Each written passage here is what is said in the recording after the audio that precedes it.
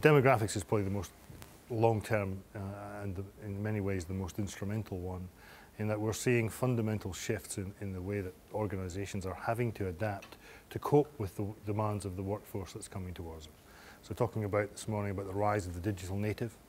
Today it's about 28-ish is roughly the dividing line. People beneath that have no concept of the world without the internet or mobile phones.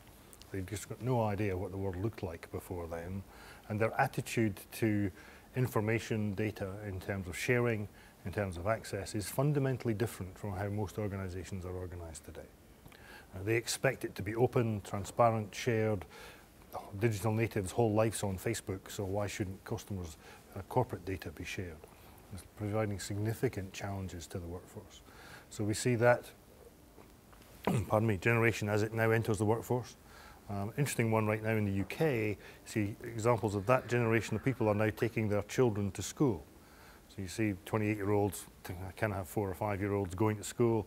Their expectation in the education system, for example, is very different from what I was doing 30 years ago when my kids went to school.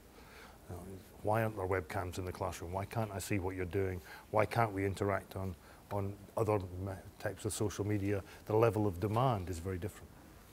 That's changing the way organizations have to think about how they organize security, how their infrastructure works, how they attract and retain talent.